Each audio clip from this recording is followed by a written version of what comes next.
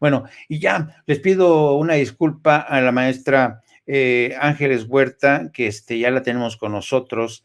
Querida Gela, ¿cómo estás? Bienvenida seas a esta mesa. María de los Ángeles Huerta, ¿cómo estás, querida Gela?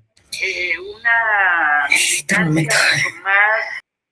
Bueno, y bienvenida a Manuel Pedrero, que también ya está por aquí. ¡Éntrale, Manuel! Hola, estimado Jaime, buenas noches. Te saludo a la distancia aquí a tus órdenes y un fuerte abrazo también a María de los Ángeles, que ya la vi por aquí, y le abrazo a la distancia también. Buenas noches a ti y a toda la audiencia de Sin Censura, a tus órdenes. Ya saben ustedes que Manuel Pedrero es el pimpollo, es el Benjamín, pero a pesar de su juventud, realmente créanme que es un diamante que ha ido cobrando forma, un gran comunicador, y además, fíjense, Manuel Pedrero ha hecho lo que quizá muy pocos han hecho a su edad. Ya publicó sus libros. No, Manuel Pedrero fue un chico fuera de serie. Vamos a esperar en cuanto pueda, María de los Ángeles, cuando puedas te incorporas, cuando tú quieras, nos avisas y pues nada. Y vamos a empezar, querido Manuel. Pues hoy hemos tenido una mañanera en la que evidentemente pues ha venido, sabes, rodando el tema del INE, esta disputa por Edmundo Jacobo, y el presidente hoy se preguntaba si acaso Edmundo Jacobo pues realmente puede considerarse un auténtico demócrata. Es el video número 26, querida Adri. Con la pantalla de democracia. La oligarquía es el poder de las minorías, es el poder de los ricos. La democracia es el poder del pueblo. Por eso son las diferencias de fondo que tenemos. Porque los que se disfrazan de demócratas, pues no lo son, en realidad. ¿Ustedes creen que los del INE, este hombre que se ampara, que ya lleva 30 años, 15 manejando el INE, su presupuesto, a su antojo, con fideicomisos, con sueldos elevadísimos, con gastos de representación, con viáticos? Bueno, se le termina su periodo por un cambio legal y va y se ampara después de 30 años y quiere seguir ahí. ¿Es demócrata este señor? ¿Eso es democracia? Pero el presidente del INE, todos los consejeros, la prensa vendida, alquilada, ¿sí?, aplaudiéndole. Los partidos conservadores defendiéndolo.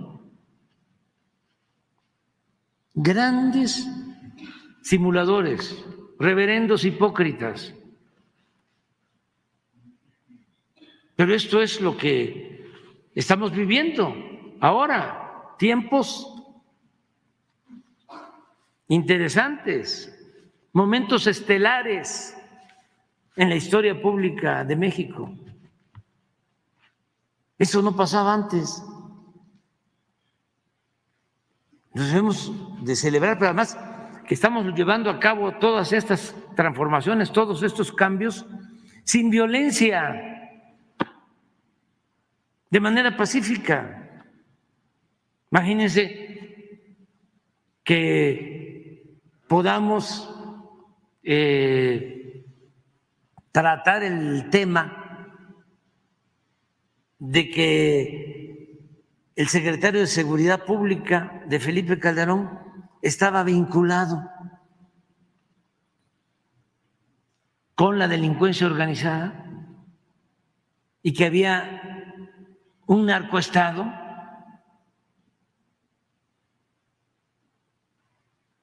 ¿Cuándo? ¿En qué tiempo? O que digan de Estados Unidos algunos legisladores que van a presentar una iniciativa para que intervenga el ejército estadounidense y combata a los delincuentes en México para que no vaya el fentanilo a Estados Unidos y que se genere toda una muy buena polémica sobre esto, porque no se sabía de que el fentanilo viene de Asia y no solo entra por México, entra también directo a Estados Unidos. Pero donde se consume más es en Estados Unidos, que lamentablemente causa la muerte de muchos jóvenes. Pero allá, no sé si ustedes sepan, no hay carteles. Allá es por telepatía.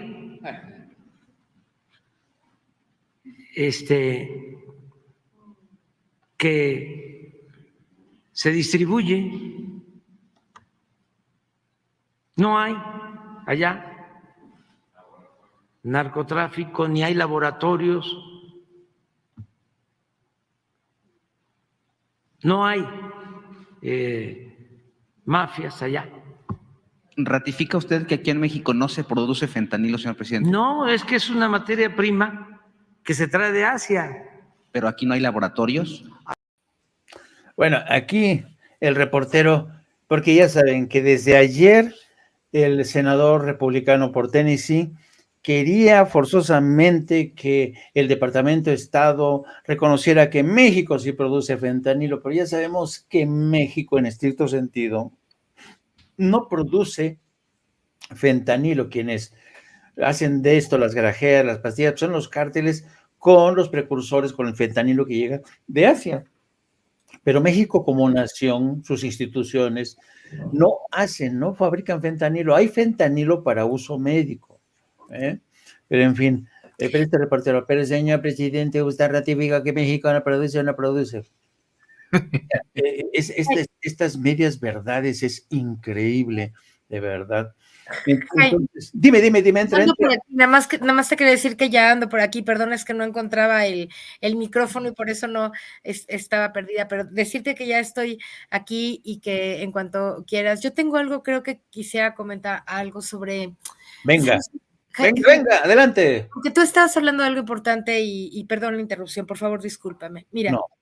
Yo creo que nosotros necesitamos entrar en una dinámica de distinguir como los niveles de análisis que nosotros, al mirar escuchar la mañanera, mirar lo que dice el presidente, tendríamos que desglosar de algún modo, porque si no siento que se hace una especie como de, por ejemplo, en este fragmento que acabas de poner, se tocaron 2 o 3 temas muy importantes. Efectivamente, uno es este tema de las reflexiones en torno a el fentanilo y lo que habría que hacer y no. Pero yo quería empezar con lo de Edmundo Jacobo.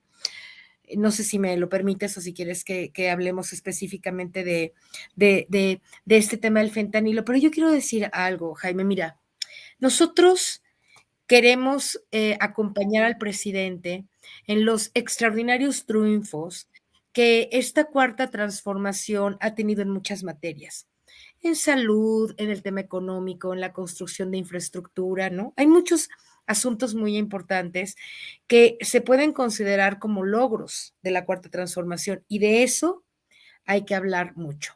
Pero también hay que aceptar que hay fracasos importantes que no solamente son imputables a la batalla brutal, mentirosa, mediática que ha hecho la oposición en contra de nosotros.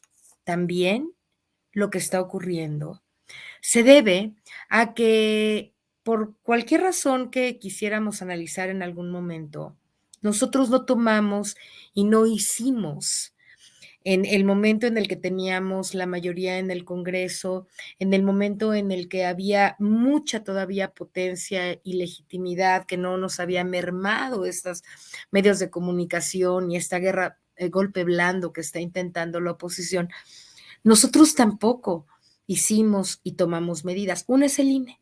He platicado varias veces esta anécdota que ahora te voy a volver a, creo que platicar a ti, que yo le dije a Pablo Gómez en el segundo año, cuando estábamos con todos los votos para hacer cambios constitucionales en el Congreso, que había que quitar los órganos constitucionales, perdón, no constitucionales, estos órganos autónomos, porque son nuestros principales enemigos, porque como el enano, ¿verdad? Iban a crecer y teníamos que terminar con ellos. Y Pablo me dijo, ¿y qué tú estás loca? Dije, no, estoy segura que eso va a pasar, no porque yo tenga una bola mágica ni sea bruja, sino porque era obvio, ¿no? Que al dejarles esa cantidad de dinero, esa cantidad de recursos y posibilidades de acción, pues iban a hacer lo que quisieran, tal cual lo están haciendo. Y él me dijo, y me recordó algo en lo que por supuesto tiene razón, me dijo, nosotros no somos iguales. Y yo le dije, yo no creo que sea un tema de ser o no iguales, es un tema de medir, ¿no? En qué nivel el enemigo está actuando. Bueno, en su momento, nosotros no hicimos lo que teníamos que haber hecho para legítimamente discutir cuando teníamos la fuerza que se fuera esos órganos autónomos que tanto daño, no solo presupuestal, sino de poder, como el caso que estamos ahora viviendo con el INE, tienen ellos, o sea, la mafia que estaba en el poder y que quiere regresar, hoy está articulada ahí. Pero otro tema, el Poder Judicial, también ahí están. Y tampoco pudimos, creímos, pensamos, se pudo, pensemos un poco qué pasó, tampoco hubo una reforma profunda en el Poder Judicial, porque nadie que gana 400,000 pesos mensuales se va a autorreformar.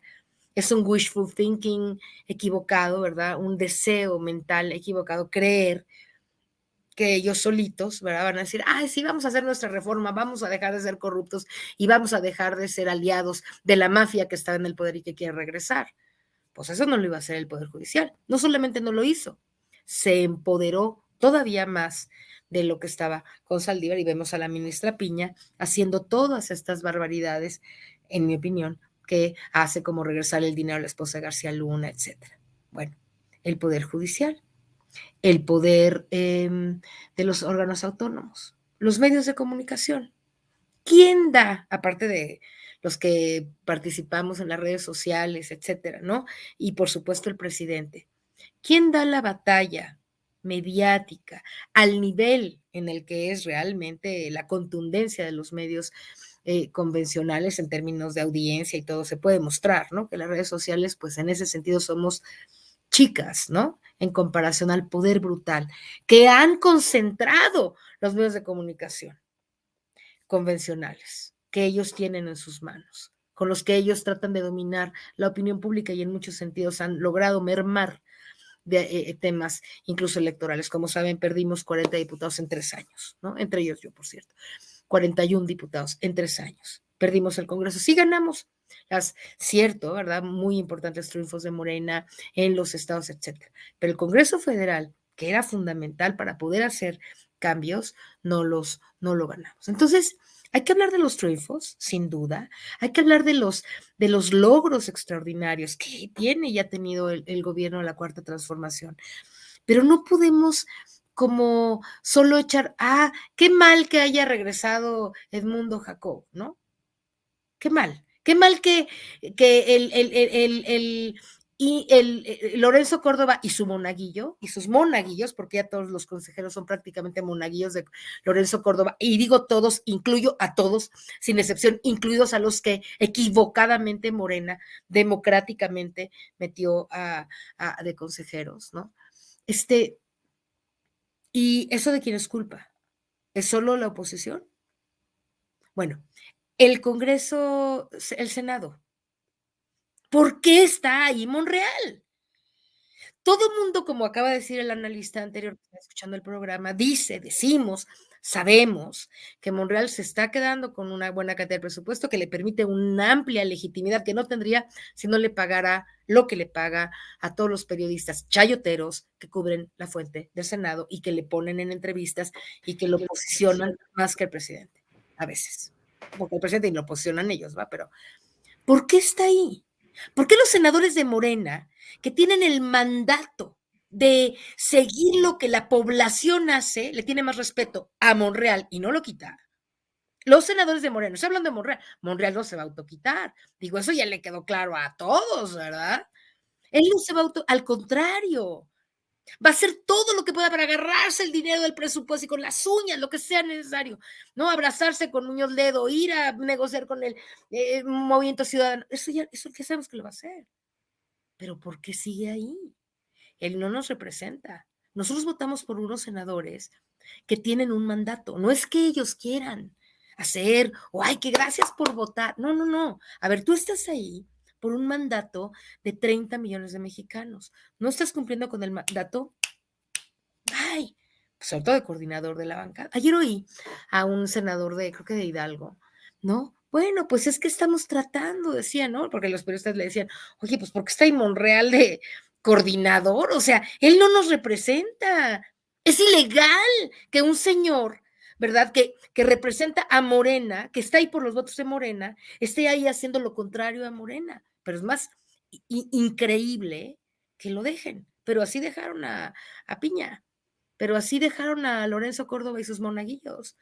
Pero así, entonces, lo que yo digo es, ¿por qué nosotros, que somos seguidores de la 4T, que queremos mucho que este proyecto continúe, que seríamos capaces de hacer casi lo que sea por ayudar a la continuación del proyecto, nos callamos, o no nos deberíamos de callar, esta situación de querer responsabilizar como a la oposición? Yo le di de comer a la oposición, la empoderé, no luché contra ella, no puse a Calderón en la cárcel cuando debí de haberlo puesto, ¿no? Puse a un fiscal que es peor que un pinche florero, perdóname la expresión, ¿no? Incapaz de meter a la cárcel a nadie, ya. O sea, el señor está peor que un florero, ¿no? ¿Por qué está ahí? ¿Por qué no hacemos nada? ¿Por qué no se le llama al cuate y se le dice, oye, tú no puedes seguir haciendo esto, ¿no? Porque aquí había un gobierno, digo, eres autónomo, pero una cosa que seas autónomo, pero no eres una isla. ¿Qué pasa con el caso Odebrecht? ¿Qué pasa con...? No, ahí ni se mete.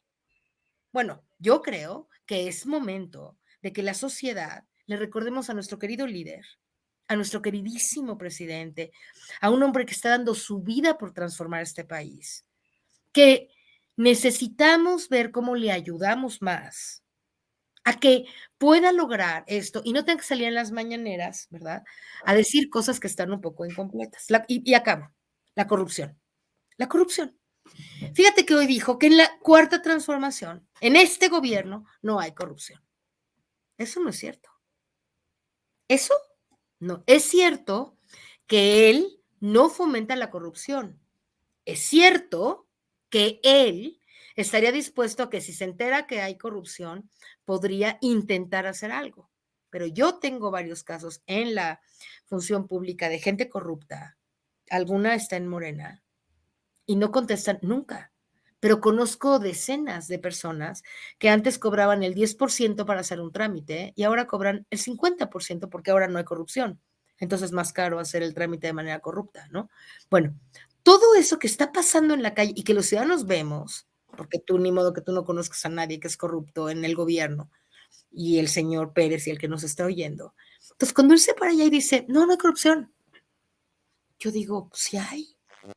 Y además no se está haciendo lo suficiente en contra de ella, porque además señor, no puede hacer todo en contra de, imagínate, además de estar haciendo trenes, Dos Bocas, refinerías, carreteras, trabajar ¿no? Como de 5 de la mañana a quién sabe qué horas de la noche, sábados, domingos y días festivos.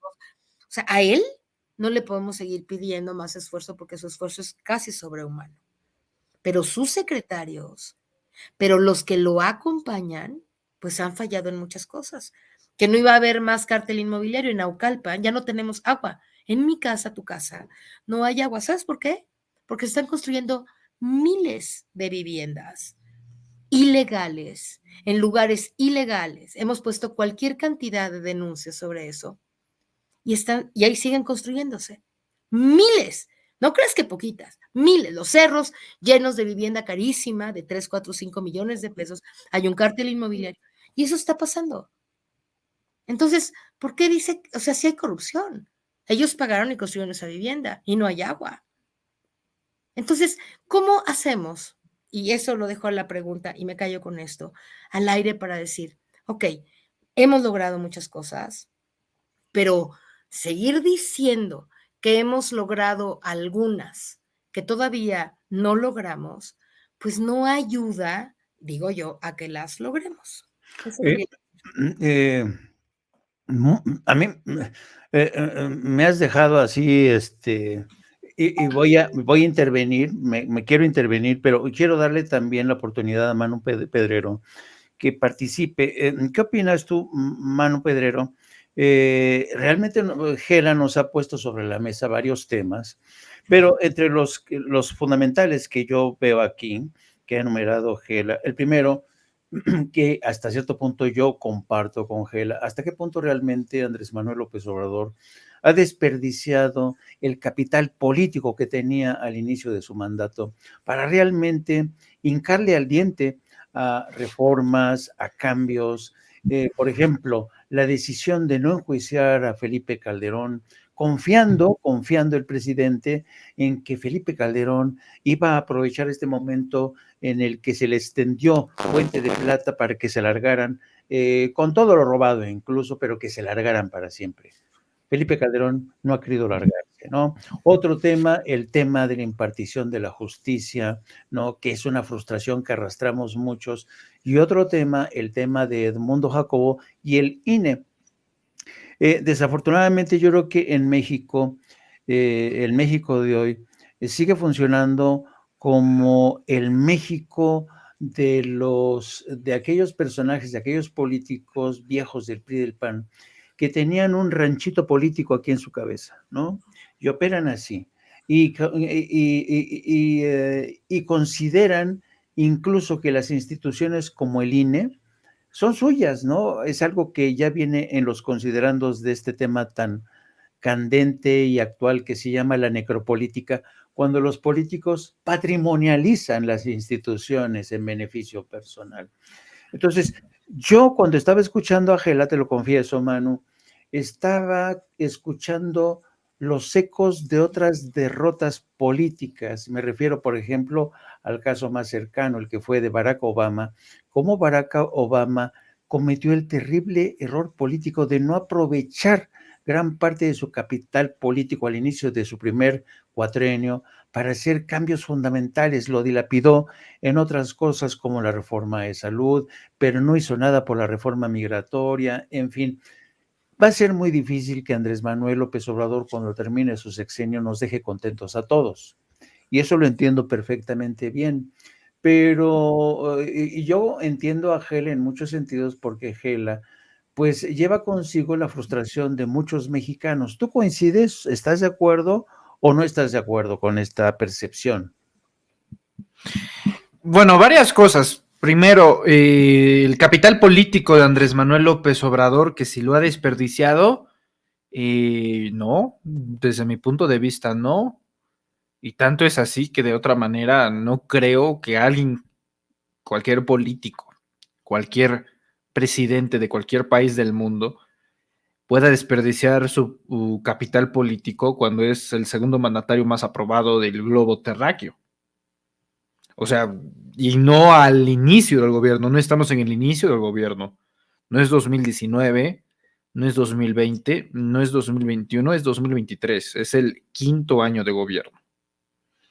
Yo no veo en ningún escenario ni en ningún ángulo que Andrés Manuel López Obrador haya gastado su capital político o lo haya malgastado, no lo haya sabido usar o no lo sepa mantener. O sea, la encuesta más cuchareada que tú gustes presentar, para poner un ejemplo, Reforma, vas a obtener fregado, 57%, y aún así son 20 puntos porcentuales más de lo que tenía Enrique Peña Nieto en el mismo lapso de tiempo, en el mismo, por supuesto, periodo a las alturas del sexenio de López Obrador.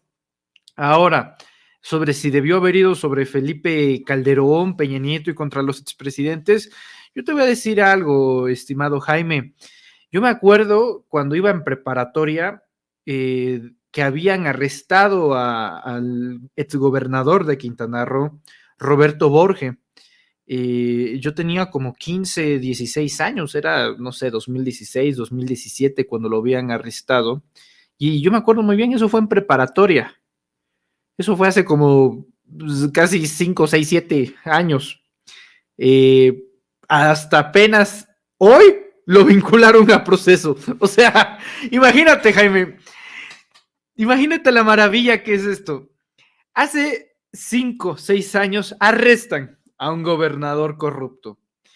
Y apenas ayer y apenas hoy lo van vinculando a proceso. Entonces, si esto pasa con un gobernador con este poder judicial, imagínate con un expresidente de la República, ¿no? Bajo el manual, bajo el libro, bajo el orden jurídico y bajo este poder judicial. No, hombre, yo creo de todo corazón que cuando uno tiene capital político puede hacer uso de él de distintas formas. Unos lo hacen a través del pragmatismo, que es utilizar o decantarse por decisiones que pueden ser antipopulares, que pueden caer en la credibilidad política a cambio de un beneficio más grande.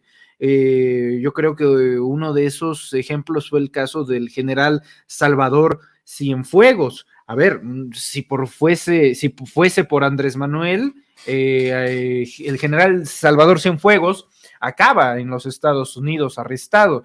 Pero ¿por qué lo salva? ¿Por qué lo rescata? Justamente porque es un general. Y si hay un precedente de que un general de 5 estrellas del ejército mexicano está arrestado en los Estados Unidos, entonces eso crea el precedente para que Estados Unidos pueda desestabilizar en el futuro presente dentro de lo inmediato a la institución del ejército mexicano. A ver, ¿por qué Estados Unidos no arresta a un general de Israel? ¿Por qué no arresta a un general español o italiano o francés o alemán? Claro que no, eso es una decisión pragmática, ¿no? Este tipo de cosas. Entonces, hay más decisiones pragmáticas.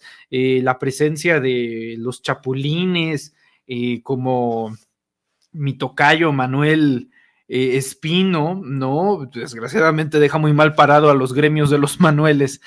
Manuel Espino, que ahorita está dirigiendo los CONALEPS a nivel nacional, ve tú a saber qué experiencia o qué capacitación tiene Manuel Espino para dirigir los CONALEPS, pero ese tipo de cosas, Jaime, te lo explicas a la larga. En el corto periodo de tiempo, tú vas a notar obviamente la indignación, que es natural, eso viene al lado del pragmatismo, pero date cuenta que es a partir de un síntoma de un pago político, no porque a Manuel Espino o Germán Martínez le deban algo a Andrés Manuel López Obrador, sino el poder que conservan dentro de ciertos factores y estratos de la sociedad para cometer y cumplir con determinados objetivos. Por eso Germán Martínez tuvo un periodo de tiempo en el cual les fue útil a la 4T, y ese periodo de tiempo fue la campaña. Director del IMSS, se regresa como senador, no es de aquí ni es de allá, diría Facundo Cabral, y se regresa donde pertenece, que es el Partido Acción Nacional. Mira, hasta hace un año, yo creía que Mario Delgado pues era prácticamente el responsable pues de esta serie de cosas, de que si fulanito de tal está en cierta candidatura o si no, si Pau. Y con el tiempo, es mi percepción personal, yo veo a Mario Delgado ahora, Jaime, y yo honestamente veo un chivo expiatorio. Lo digo con mucho respeto. Yo veo un chivo expiatorio en el caso de Mario Delgado, porque de otra manera, el partido de Estado, lo es, Morena es un partido de Estado, que hoy tiene que ser, está obligado a ser un partido de Estado, no puede desvincularse. El único gobierno federal que ha tenido con esta incertidumbre de que al mismo tiempo podría ser el último, ¿me explico? No puedes darte tú ese lujo, ese pragmatismo en ese sentido de desvincularte, de alejarte. De otra manera, a ver, yo quiero ver al guapo que me diga, no hay autonomía, cuando el propio Mario Delgado sale de Palacio Nacional acompañado de Horacio Duarte, donde está el presidente de la República. Yo creo que es necesario y tampoco hay que tener ninguna pena en decirlo. El presidencialismo mexicano funciona así. Y mira que a tan solo 2 días de la llegada del aniversario de la expropiación petrolera de 1938, el 18 de marzo, por el general Lázaro Cárdenas del Río, pues es justamente Lázaro Cárdenas quien inaugura el modelo presidencialista. Esto quiere decir que a partir de Cárdenas, todos los presidentes empiezan a durar cada 6 años por mandato constitucional. Ahora es incluso el propio Lázaro Cárdenas el eje para que este modelo presidencialista funcione. Esto quiere decir que ya no haya cacicazgos del Ejecutivo Federal, que no haya maximatos, que no haya Álvaros Obregones, que no haya Plutarco Elías Calles, sino que haya un presidente, un hombre que lleve la rectoría del Estado y que concentre gran parte del poder, a pesar de la división misma que plantea Montesquieu en el poder judicial y legislativo, que todos vayan bajo el mismo sentido del liderazgo del Ejecutivo Federal. Por eso Lázaro Cárdenas es Lázaro Cárdenas, por eso Manuel Ávila Camacho es Manuel Ávila Camacho, por eso Miguel Alemán es Miguel Alemán, y cada presidente es protagonista de su propio sexenio y no a través de factores externos. Lo mismo va a ser con Andrés Manuel López Obrador. Por eso cuando nos preguntamos si Andrés Manuel va a quedar a deber, si Andrés Manuel hizo lo suficiente, Andrés Manuel está haciendo el triple, yo creo, de la expectativa y también dentro de las facultades que tiene el propio Estado mexicano, porque tampoco puede romper la liga. No va por Calderón, pues yo te diría algo, Jaime, si Andrés Manuel López Obrador hubiera invertido cada minuto de su sexenio en armar carpetas de investigación, en colaborar con la Fiscalía General de la República, en comprar a jueces, en mantener subordinado a la Suprema Corte, entonces no hubiera habido ni Tren Maya, ni AIFA, ni Dos Bocas, ni Istmo, ni nada, ni Deer Park, ni nada. Tú tienes que tener prioridades. Y me queda perfectamente claro que la del proyecto de nación de López Obrador, la prioridad era gobernar, no meterse en estas situaciones tan complejas como la justicia en torno a los expresidentes. Además, él no está capacitado ni facultado para lograrlo y de cierta manera ya les hizo un juicio. Él fue el conducto del juicio. Si bien no fue el jurado, ni el juez, ni verdugo, sí fue el que condujo a toda una población, en este caso a México, para decirles, estos hijos de la tiznada hicieron esto, tuvo un secretario de Seguridad Pública narco, desapareció empresas paraestatales, uno por punto, y creo que el juicio mediático y el juicio de la historia pesa más en nuestro país que 5, 7, 8 años miserables en prisión como los que hoy va a cumplir Javier Duarte de Ochoa. Termino, para no extenderme porque también quedó pendiente el tema del INE. Edmundo Jacobo Molina regresa al Instituto Nacional Electoral como secretario ejecutivo. Mira, Jaime, lleva 30 años en el INE, yo tengo 20. O sea, todavía no había nacido y Edmundo Jacobo ya estaba en el Instituto Nacional Electoral, en esos entonces Instituto Federal Electoral. Él era el hombre que manejaba y sigue manejando hasta ahora la chequera, la billetera del INE. Da igual si Lorenzo Córdoba, Ciro Murayama y el resto de los consejeros electorales se marchan o se quedan, da igual, porque el hombre que cuida la billetera es el subordinado, el compadre, el amigo, el maestro, el sensei, el hombre que los tuvo por discípulos a todos, que los vio llegar y los va a ver irse y que va a mantener todas las finanzas de esa élite burocrática dorada en marcha. Por eso el plan B, desde mi punto de vista, tuvo como punto principal eliminar al hombre que manejaba ese recurso para distribuirlo de manera correcta. Ahora, vuelve Edmundo Jacobo, esto causa la burla de Lorenzo Córdoba, y más que desalentarse, yo diría que vamos por un muy buen camino, incluso si la propia Suprema Corte de Justicia de la Nación invalida, que creo que es lo más probable, aunque no sea inconstitucional, creo que va a invalidar la reforma electoral, el plan B del presidente Andrés Manuel López Obrador. Resumo, voy a tratar en 15 segundos de por qué si es constitucional. El presidente López Obrador pudo haberlo hecho por decretazo, no lo hizo, lo envió a la Cámara de Diputados, se aprobó, lo enviaron los diputados a los senadores, se aprobó, los senadores lo devolvieron a los diputados, se reaprobó por Santiago Krill para que le firmara ahí en la presidencia de la mesa directiva, se devolvió al Ejecutivo, se publicó en el Diario Oficial de la Federación. Ese es el procedimiento normal para cualquier iniciativa de ley. No hay nada de inconstitucional, se hicieron con los votos necesarios, con la mayoría simple, 250+1 en el caso de diputados, lo mismo en el caso de la Cámara de Senadores. No hay un solo ápice de inconstitucional, se aprobó. Ahora quedará en manos de la Suprema Corte, concretamente de Norma Lucía Piña Hernández, decidir si esto es constitucional o no. Yo creo que ella, a través de los grupos de intereses creados en el Poder Judicial, la van a rechazar. La van a rechazar, pero no importa, y te voy a decir por qué, y con esto finalizo. Todo lo engloba Ciro Murayama el día de hoy con un tuit que lanza y que me parece muy revelador. Me permito a leértelo, estimado Jaime. Y dice lo siguiente: Ciro Murayama tuitea: el pueblo, perdónenme, pero el pueblo no existe. Lo que existen son sociedades diversas y las sociedades siempre tienen conflictos. Las elecciones son el único mecanismo para resolver conflictos que involucra a todos. Ese primer párrafo creo que revela de cuerpo entero no solo al Instituto Nacional Electoral, sino a toda la población opositora al régimen político de López Obrador en este momento. Perdónenme, pero el pueblo no existe. Mira nada más, y da la casualidad que el INE es un organismo autónomo según la Constitución mexicana, y que esa misma Constitución, que ese mismo orden jurídico supremo, que esa misma Carta Magna de 1917, remítese al artículo 41, y no me va a dejar mentir quien fue aquí legisladora, al artículo 41 de la Constitución: el poder viene emanado directamente del pueblo.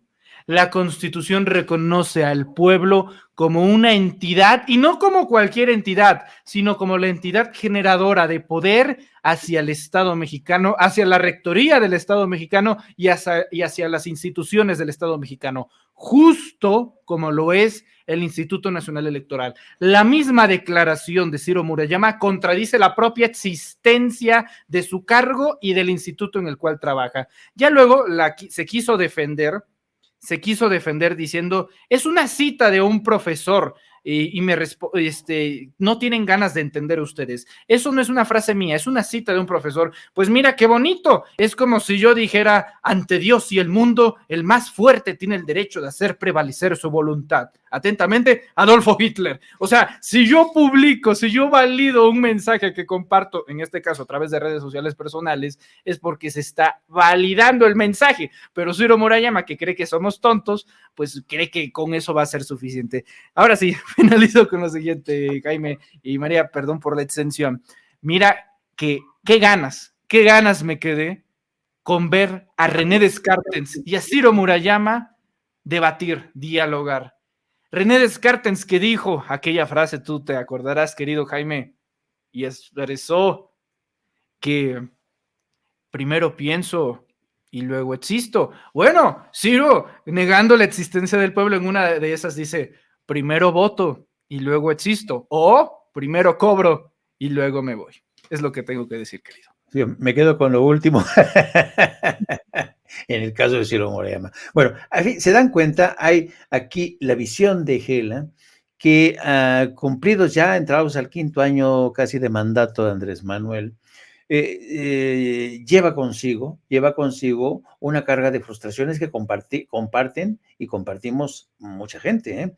Y tenemos la otra mirada de Manuel Pedrero, que de alguna manera sugiere, cree que la transición a la democracia que ha impulsado de alguna manera a trancas y barrancas el presidente es una transición de lo posible. En un mundo ideal, claro, sería ideal que se pudiera completar, terminar de una vez con estos rufianes, impedir que las grandes corporaciones e intereses partidistas sigan controlando los medios de comunicación, los intereses creados que sigan enquistados en el INE. Entonces, hay, ustedes se han percatado, distintos puntos de satisfacción, por decirlo de alguna manera.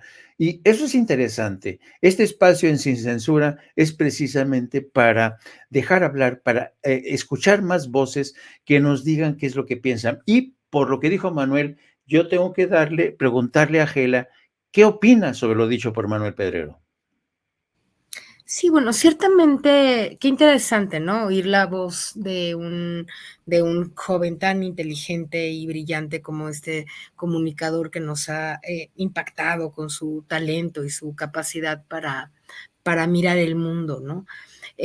Respecto a el asunto del optimismo con el que parece un poco hablar, yo tengo que confesar, ¿no? Que estoy un poco, o tal vez un mucho, más pesimista respecto a algo que para mí es fundamental, que es la continuidad de la Cuarta Transformación.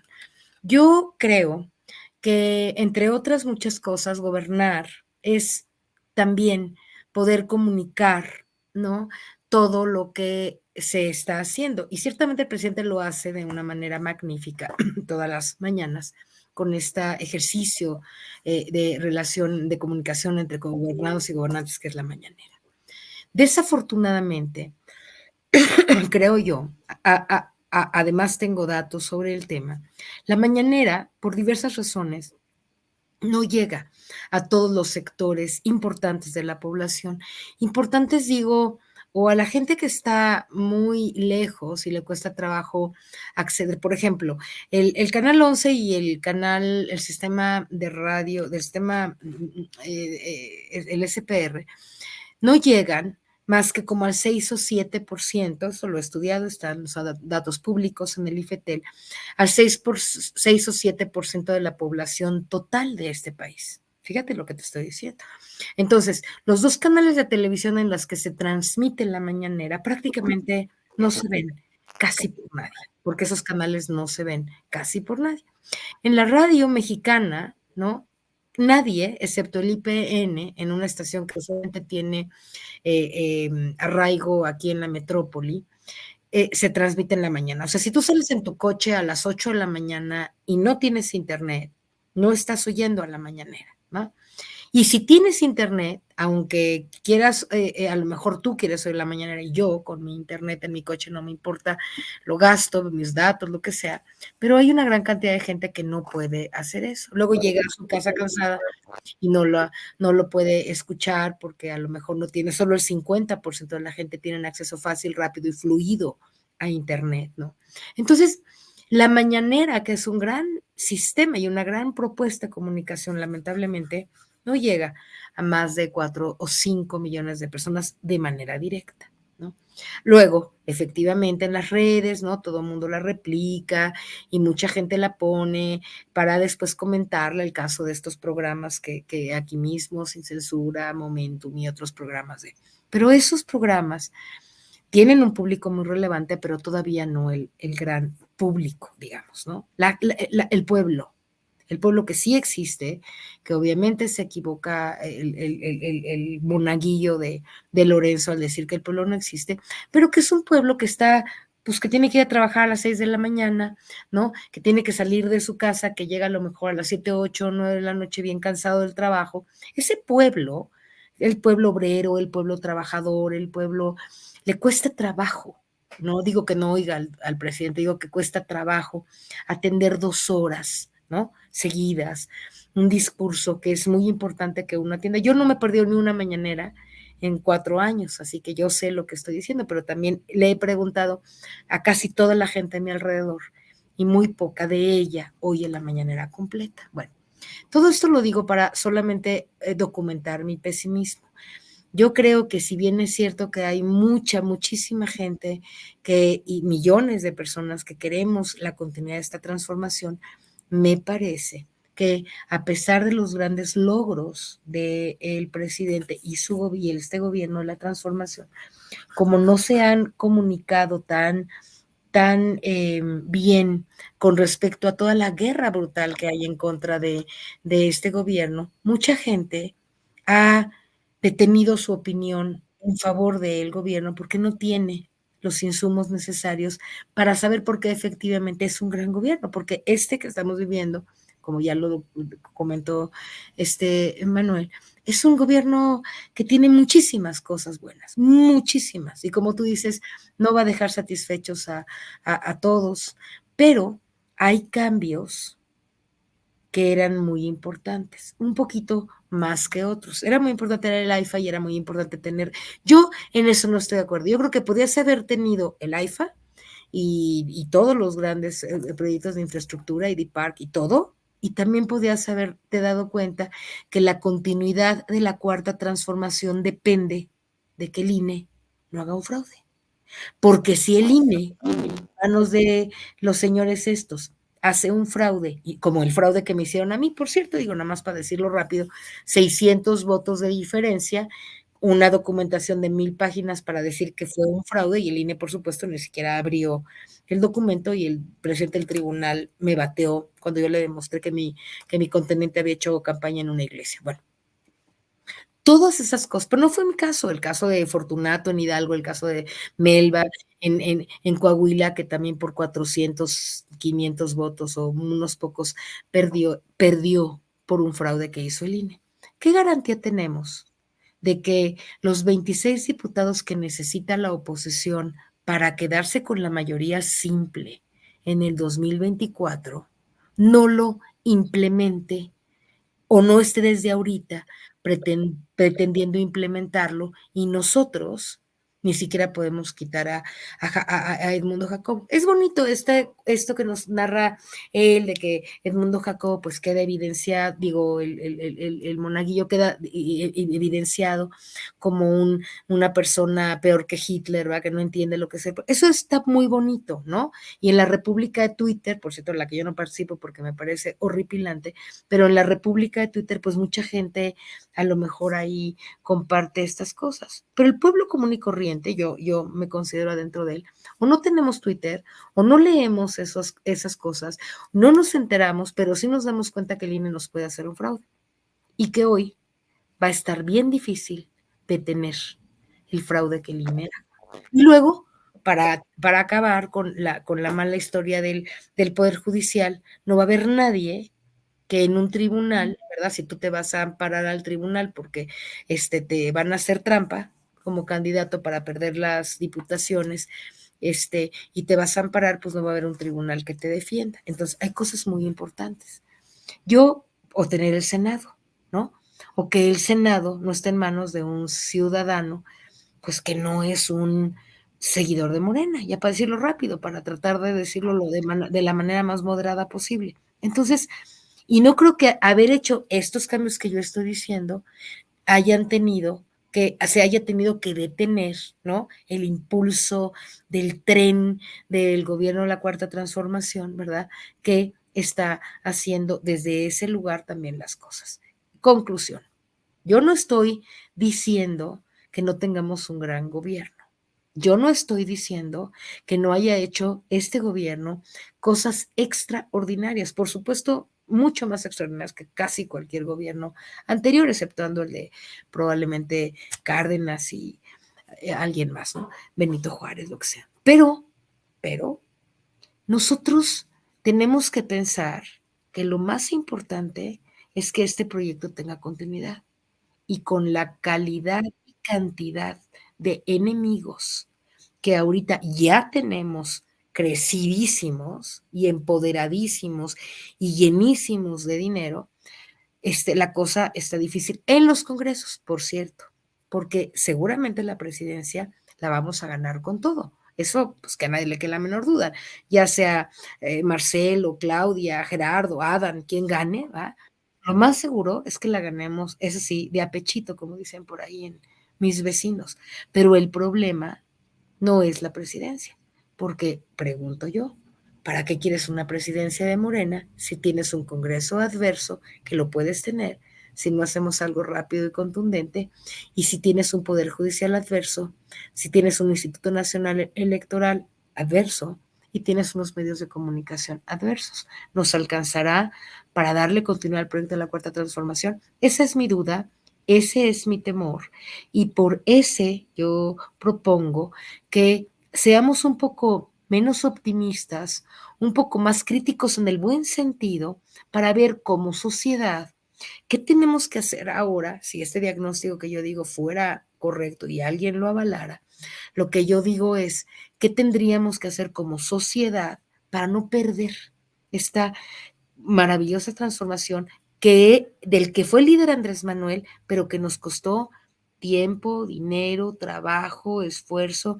y muchos años de lucha a muchos mexicanos, empezando por el presidente que dio este camino y que hizo este camino, ¿va? Pero muchos estamos con él, queremos que esto continúe y creemos, o yo creo, junto con algunos, que el escenario no está del todo bueno para la continuidad de este proyecto. Y eso es algo que a mí me preocupa y por eso hago esta crítica, porque creo, esta crítica que hice al inicio, porque yo creo que el optimismo exacerbado o tal vez creer que Twitter o las redes cuando uno sale a la calle y oyes a la gente, le dices, oye, pero tienes programas sociales, tienes ahora, tú votaste por Andrés Manuel, sí, pero es su obligación ahora darme dinero y ya no voy a votar por él porque él insabi.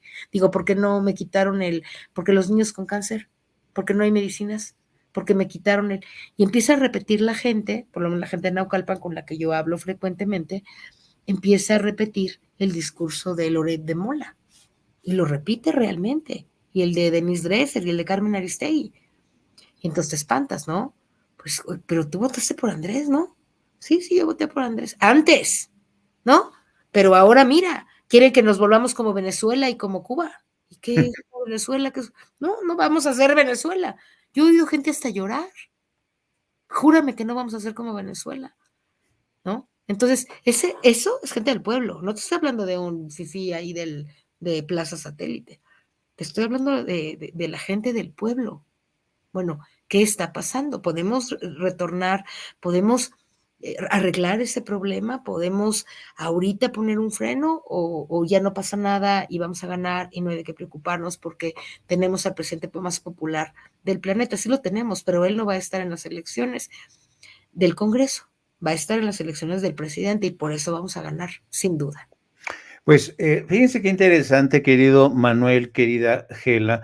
Déjame a los dos, por favor, querida Adri, si es posible. Me resultó muy interesante este ejercicio de dos visiones sobre un gobierno a lo largo es fascinante. Yo no sé si se han percatado la participación de la gente, ¿eh? Ha estado muy activa la gente comentando, opinando, unos a favor de Manuel, otros a favor de Gela. Es muy interesante y ¿saben qué? A mí en lo personal me da mucho gusto que haya este tipo de programas donde libremente la gente puede expresarse y exponer sus ideas. Yo creo que esta es una de las misiones de Sin Censura. Tenemos que tener altura de miras, tenemos que ser dialogantes y sobre todo hay que cultivar la cultura de la tolerancia. Hay que escucharnos, hay que entendernos. Los puntos de vista de Manuel muy interesantes, pero también los de Gela, que transmite esta frustración también de muchos mexicanos que quisieran que las cosas fueran más rápidas. Yo lo único que tengo que decirles, queridos amigos, a los dos, es que he aprendido que la política, punto número uno, es el arte de lo posible. A veces se puede alcanzar el 100% de los objetivos y a veces no. A veces se queda uno en el 80, el 70%, arañando casi el 90%. Y otra cosa también muy importante, yo creo que es importante que cuando un gobierno anda en campaña, cuando crea demasiadas expectativas, estas expectativas pueden convertirse en un boomerang que regresa para cobrártelas. Yo creo que a juzgar por las promesas que lanzó López Obrador, muchas de ellas se han cumplido de las promesas de campaña. Y sin embargo, yo soy de los que creo que la transición todavía no me deja del todo satisfecho. ¿Estoy contento con Andrés Manuel? Sí, pero empujar esa transición, porque han sido tantos años y a lo mejor eso es lo que a Gela y a mí nos frustra más, Manuel. Tú tienes la enorme ventaja de estar joven y ser más optimista y ver el futuro, pero a mí me frustra, quizá porque ya estoy viejo. A mí me gustaría que ya dejar de una vez atrás este pasado tan horroroso, concentración de medios, desigualdad, pero fíjense, nos encontramos aquí varias generaciones, varias formas de ver esta presidencia. Yo les agradezco. ¿Hay algo que quieras agregar, querido Manuel? Micrófono. Listo. No, estimado Jaime, la verdad que ha sido un privilegio compartir la mesa con la exdiputada y la gran comunicadora que es María, que le envío un fuerte abrazo, y por supuesto contigo, maestro, que siempre estamos al servicio de la gente y que se tiene que velar siempre por el máximo principio de hacer comunicación al servicio de la nación. Tal vez lo único con lo cual cerraría la participación sería recordar las palabras de Alfredo Zitarrosa, que tú sabes perfectamente bien que Alfredo Zitarrosa decía: en mi país, qué tibieza cuando empieza a amanecer. Y ya viene la noche en el 24, estimado Jaime, estimada María. Entonces, ¿qué nos queda? Seguir caminando. Vamos a ir. Así es. Queridos amigos, los dos, de verdad que les agradezco mucho. A mí me encanta que Gela se exponga así libremente, que se suelte el pelo, y que el Manuel también, que es un chico muy brillante, la verdad, también exponga. Habrá quien esté de acuerdo con Manuel, habrá quien está de acuerdo con Gela. Las opiniones están bastante divididas, pero lo interesante es que tanto Manuel como Gela saben que son agitadores de conciencias. Eso me encanta de los dos. Así es que, queridos amigos, muchísimas gracias y nos vemos hasta otra, queridos amigos. Siempre un placer compartir con ustedes, contigo, Jaime, tan admirado por mí, igual, Manuel. En el camino andamos. Hasta luego. Hasta pronto. Chao, bambinos. Pues, amigos, amigas, regresamos en breve, pero mientras seguimos hablando sin pelos en la lengua, sin censura, usted puede suscribirse a nuestros 3 principales canales en YouTube. Sin Censura Media, en donde tenemos más de 1,600,000 suscriptores, Sin Censura TV, en donde tenemos más de 1 millón de suscriptores, y en Sin Censura Presenta, en donde queremos llegar muy pronto a los 100,000 suscriptores.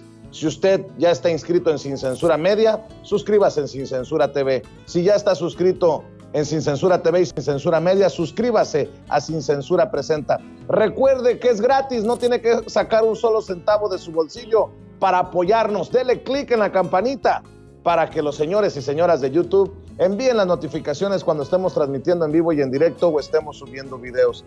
También nos puede seguir en Twitter en @_Vicente Serrano y hasta en Instagram. Ojo, también estamos en Instagram. Son nuestras redes sociales y con el apoyo de ustedes seguimos creciendo, porque con ustedes todo, sin ustedes nada.